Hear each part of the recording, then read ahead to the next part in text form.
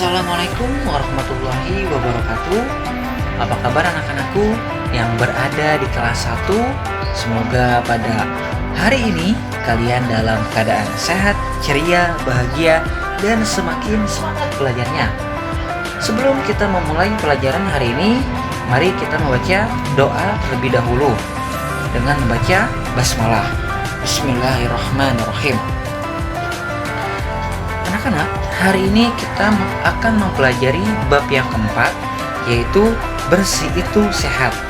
Oleh karena itu, Bapak mohon kepada kalian semua agar fokus, perhatikan dengan sebaik-baiknya, agar nantinya kalian bisa mengerti, bisa memahami, dan bisa menerapkannya di dalam kehidupan sehari-hari. Langsung saja, bersih itu sehat.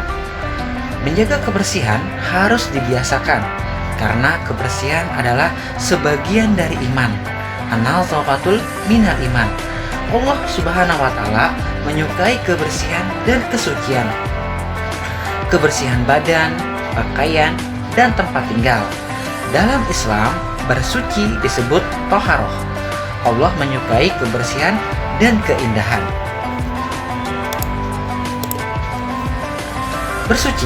Bersuci artinya menghilangkan kotoran, badan, pakaian, dan tempat sholat harus bersih. Bersuci dengan air. Bila tidak ada air, boleh dengan tisu ataupun batu. Tapi lebih diutamakan adalah menggunakan air. Kalau tidak ada air, baru boleh menggunakan tisu. Jika tisu tidak ada, pilihan yang terakhir adalah batu. Tapi batu yang digunakan adalah batu yang halus, tidak kasar, tidak tajam. Karena kalau batu yang tajam akan melukai diri kita. Macam-macam bersuci. Apabila badan kotor, harus mandi.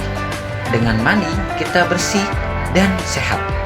Istinja membersihkan kotoran setelah buang air kecil atau besar. Sikapku adalah aku harus membersihkan badan, pakaian, dan tempat sholat. Karena itu penting agar ibadah kita diterima oleh Allah Subhanahu wa Ta'ala. Tata cara bersuci. Cara mandi. Mandi dimulai dengan membaca basmalah. Bismillahirrahmanirrahim. Bersihkan anggota badan dengan air dan sabun sampai bersih. Setelah selesai, keringkan dengan handuk yang tentunya harus bersih. Lalu kita masuk ke cara istinja. Setelah buang air kecil atau besar, bersihkan dengan air, kertas, tisu, ataupun batu. Yang tadi diutamakan gunakan air yang mengalir. Lalu jika tidak ada, gunakan tisu. Jika tisu tidak ada, baru gunakan batu. Batunya yang halus. Hidup bersih. Bersih pangkal sehat. Bersih bagian dari iman. Innallaha yuhibbu tawwabina wa yuhibbul mutatahhirin. Allah mencintai orang-orang yang bertaubat dan orang-orang yang menyucikan dirinya. Jadi kita harus bersih, apalagi pada saat ini masih adanya Corona atau COVID-19. Jadi kita harus selalu senantiasa hidup bersih dan menjaga diri kita. Bersih badan. Biasakan mandi 2 kali sehari, ya. Jadi satu hari kita mandi 2 kali, yaitu pagi dan sore hari. Tangan harus bersih.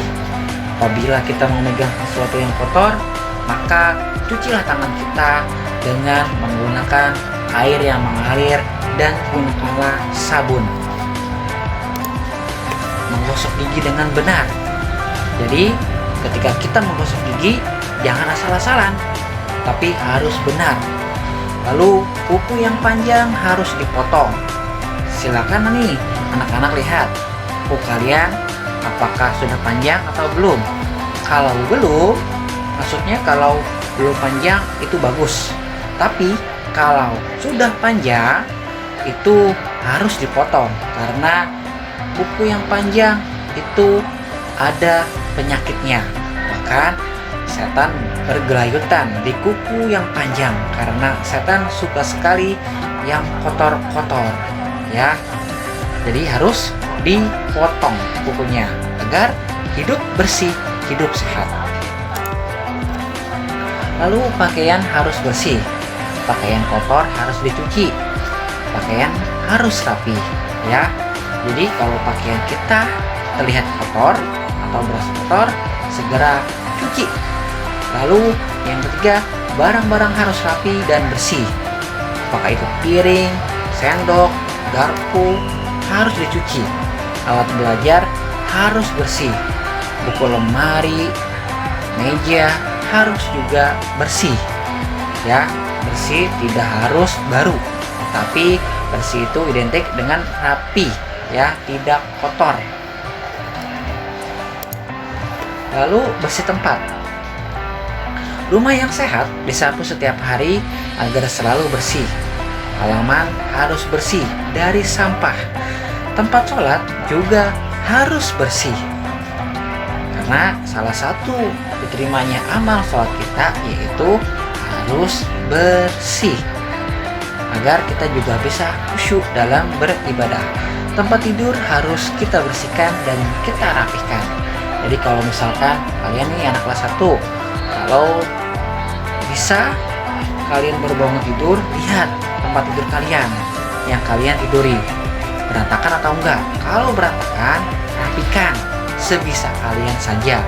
Belajar, karena belajar itu diawali dengan diri sendiri.